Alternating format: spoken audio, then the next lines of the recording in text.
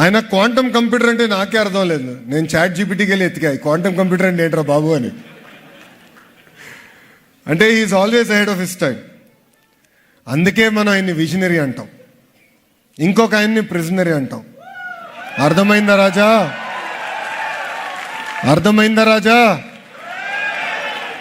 అందుకే మనం ఆయన్ని విజనరీ అంటాం, ఇంకొక ఆయన్ని ప్రిజనరీ అంటాం. నమస్తే, వీటీవీ ప్రేమికి స్వాగతం. ఏ దేశమేగినా ఎందుకాలిడినా పొగడరా నీ తల్లి భూమి భారతని అనేది తెలుగు దేశం వారి గీతం కాదు, అది తెలుగు వారి గీతం. మరి తెలుగుదేశం పార్టీ గీతం ఏంటంటే, ఏ దేశమేగినా ఎందుకాలిడినా తెగడరా నీ ప్రత్యర్థి జగన్మోహన్ రెడ్డిని అనేది తెలుగుదేశం పార్టీ గీతం. అది దావోస్ కావచ్చు, సింగపూర్ కావచ్చు, అమెరికా కావచ్చు, ఆస్ట్రేలియా, సాక్షాత్తు సిడ్నీ నగరం కూడా కావచ్చు. ఎక్కడికి వెళ్ళినా కూడా ఏంటంటే జగన్మోహన్ రెడ్డి జపమే తప్ప వాళ్ళ కంట్లోనో మరి వాళ్ళ మెదడులోనో అంత బలంగా మరి మనం పురాణాల్లో గనక చదువుకున్నట్లయితే హిరణ్యకశిపుడికి 24 గంటలు హరినామ స్మరణే ఉండేదని చెప్పానంటారు. ఆయన ఎంత హరినామ స్మరణ చేసాడో తెలియదు, కానీ వీళ్ళు మాత్రం ఈ జగన్నామ స్మరణ అనేటువంటిది మాత్రం నిరంతరం చూస్తూనే ఉంటారు, తండ్రి కొడుకులు ఇద్దరు కూడా. ఆ రకంగా సిడ్నీలో లోకేష్ గారికి తెలుగు వాళ్ళంతా అంటే మన వాళ్ళంతా కూడా అక్కడ ఒక కార్యక్రమాన్ని ఏర్పాటు చేశారు. దాంట్లో ఆయన ఇంద్రుడు చంద్రుడు పొగడం సరే, ఇవన్నీ మనం అక్కడికి వెళ్ళిన తర్వాత ఓకే. అయితే మనం ఒక విఐపి తెలుగు వాళ్ళు వస్తున్నారు మన ప్రాంతానికి అన్నప్పుడు ఏం చేస్తారంటే, తెలుగు అసోసియేషన్స్ తెలుగు వాళ్ళు అందరూ కూడా వెళతారు. అక్కడ మాట్లాడాల్సింది ఏంటంటే, మన రాష్ట్రం లేకపోతే మన యూనిటీ, మన వ్యవహారాలు వాటి గురించి మాట్లాడితే వాళ్ళు బాగానే రిసీవ్ చేసుకుంటారు. అక్కడ కూడా సంకుచిత రాజకీయాలు ప్రస్తావించినప్పుడు ఏంటంటే, మన నాయకుడు వస్తున్నాడు కదా, లేకపోతే మన మంత్రి గారు వస్తున్నారు కదా అని సంఘీభావంగా వెళ్ళిన వాళ్ళకి చాలా ఇబ్బందికరంగా ఉంటుంది. కావాలంటే మీరు ఆ వీడియోలో స్పష్టంగా చూడొచ్చు. కొన్ని సంకుచితమైనటువంటి ప్రస్తావనలు చేసినప్పుడు కొద్ది మంది మాత్రమే చప్పట్లు కొడుతున్నారు, మిగతా వాళ్ళంతా కూడా అలా కూర్చొని ఉన్నారు. అర్థమైందా రాజా? అర్థమైందా రాజా? చాలా కీన్ గా అబ్జర్వ్ చేయండి ఎంత ఎంబారాసింగ్ సిచ్యువేషన్ అనేది. అక్కడికి వెళ్ళి ఒకళ్ళేమో విజనరీ అని, ఇంకొక ఆయనేమో ప్రిజనరీ అని మాట్లాడతాం చూస్తే ఇది ఎంత ఎబ్బెట్టుకరమైన వ్యవహారం అంటే, సరే ఇక్కడంటే రోజు తిడుతున్నారు, వాళ్ళ పత్రికలు వాళ్ళు భజన చేస్తున్నారు, మోస్తున్నారు, సరే అక్కడ వార్తలు కూడా ఇక్కడ మోస్తున్నారు కాబట్టి మనం కూడా అది చూసిన తర్వాతే ఇది చాలా ఇబ్బందికరమైన, ఇది కరెక్ట్ కాదని చెప్పడం కోసం మనం చేస్తున్నాం. ఒకరేమో ప్రిజనరీ అంట, ఒక ఆయనేమో విజనరీ అంట. సరే, మరి చంద్రబాబు నాయుడు గారు విజనరీ అంటే మరి ఆయన జైలుకి వెళ్ళలేదా? రాజకీయ పరంగానే కదా ఆయన జైలుకి వెళ్ళినా, ఈయన జైలుకి వెళ్ళినా కూడా. మరి 16 నెలల్లో జగన్మోహన్ రెడ్డి గారు ఎంత తప్పు చేశారు, చంద్రబాబు నాయుడు గారు ఎంత తప్పు చేశారు, ఎవరు విజనరీ ఎవరు ప్రిజనరీ అంటే, కాంగ్రెస్ పార్టీ ఆ రోజున సోనియా గాంధీ గారి మాట వినలేదని పిడకపదే అరిగిపోయిన రికార్డులాగే చెప్తున్నాం. దానివల్ల జగన్మోహన్ రెడ్డి గారు జైలుకి వెళ్ళాడు. ఈ స్కిల్ స్కామ్లోనేమో ఈయన జైలుకి వెళ్ళి బెయిల్ మీద వచ్చి ఇప్పుడు ఆయన ముఖ్యమంత్రిగా ఆయన కొనసాగుతున్నారు. అర్థమైందా రాజా? సో ఇందులో ఎవరు కూడా మినహాయింపు కాదు. దానికి సంబంధించి ఆయన చేసిన విమర్శ అక్కడ అప్లికబుల్ కాదు. ఇక విజనరీ విషయానికి వద్దాం. ఎంత గొప్ప విజనరీ అనేది మీరే డిసైడ్ చేయండి. 16 నెలల్లో జగన్మోహన్ రెడ్డి గారు చేసిన అప్పు 98,000 కోట్లు అయితే, 16 నెలల్లో చంద్రబాబు నాయుడు గారు చేసిన అప్పు 211,000 కోట్లు.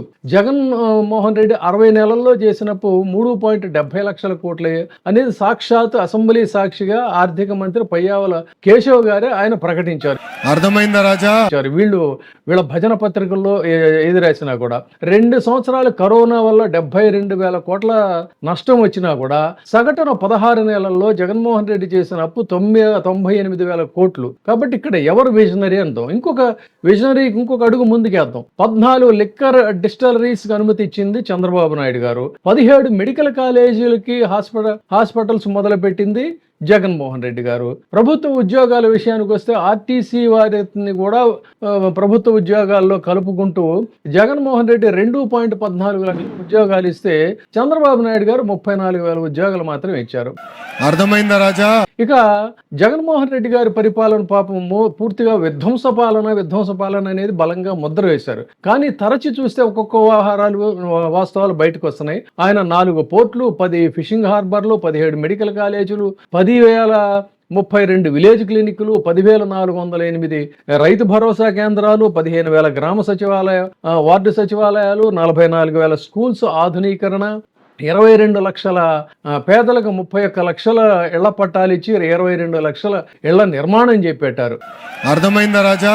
ఇక విజనరీ అనే విషయానికి వస్తే భవిష్యత్తు తరాలు ఈ తెలుగు వారు అత్యద్భుతంగా ముందుకు వెళ్ళాలనేటువంటి ఉద్దేశంతో CBSE, IB, TOEFL, Byju's, tabs లాంటి డిజిటల్ క్లాసులు ప్రవేశపెట్టి విద్యా సంస్కరణల్లో ప్రభుత్వ పాఠశాలల యొక్క రూపురేఖలు మార్చేసినటువంటి గొప్ప విజనరీ మరి చంద్రబాబు నాయుడు గారా, జగన్మోహన్ రెడ్డి గారా? ఈ రోజున ఎందుకు డ్రాప్ అవుట్స్ ప్రభుత్వ స్కూళ్ళల్లో ఇదయ్యారు?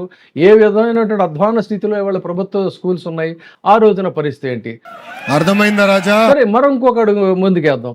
దేశ స్థూల ఉత్పత్తి జీడిపి విషయానికి వస్తే ఏపీ స్థూల ఉత్పత్తి జిఎస్డిపి 2014-19 మధ్య బాబు జమానాలో 4.45% ఉంటే 2019-24 మధ్య జగన్ పాలనలో 4.82% ఉంది. సరే, పారిశ్రామిక వృద్ధి రేటు తీసుకుందాం. పారిశ్రామిక వృద్ధి రేటు బాబు గారి పరిపాలనలో 2014 నుంచి 19కి 11.2% ఉంటే జగన్మోహన్ రెడ్డి పాలనలో 2019-24లో 12.61%. అంటే 14-18 మధ్య తేడా ఏంటి అనేది కూడా గమనించండి. ఇక కేంద్రంలో బీజేపీ భాగస్వామిగా ఉండి 2019లో బాబు గారు దిగిపోయిన రోజుకి, అంటే జగన్మోహన్ రెడ్డి ప్రమాణ స్వీకారం చేసే రోజుకి ఈనాడు పత్రికలో ముద్రించినటువంటి వార్త సాక్షిగా మే 30న ఖజానాలో 100 కోట్లు మాత్రమే ఉన్నాయి.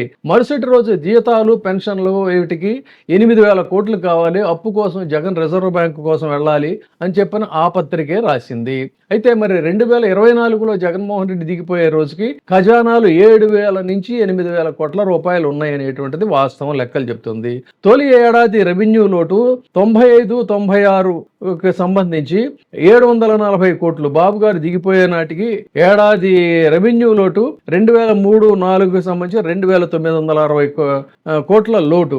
ఈ విధంగా లెక్కలన్నీ చెప్పుకుంటూ పోతే జగన్మోహన్ రెడ్డి యొక్క విజనరీ ఏంటనేది పేదవాళ్ళ యొక్క అభివృద్ధి కోసం కానీ, లేదు సామాన్య మధ్య పేద తరగతి యొక్క పిల్లల భవిష్యత్తు తరం కోసం కానీ ఆయన విజనరీ ఏంటి, ఈయన విజనరీ ఏంటి అనేది వాస్తవాలు చెప్తున్నాయి. ఇవాళ ఏ దుష్ప్రచారాలు అయితే ఇంకా అలా అలా అలా తేలిపోతూ ఈ రోజున వాస్తవాలు బయటకు వస్తుంటే ఇంకా అక్కడికి వెళ్ళి కూడా విషం కక్కడం అనేది ఎంతవరకు ఔచిత్యం అనేటువంటిది ఆలోచించగలిగిన వాళ్ళకి ఈ ప్రజెంటేషన్. Thank you. అర్థమైందా రాజా? ఇప్పుడే సబ్స్క్రైబ్ చేయండి, లైక్ చేయండి, షేర్ చేయండి. VTV ప్రైమ్, మీ ఉత్తమాభిరుచుల సమ్మేళనం.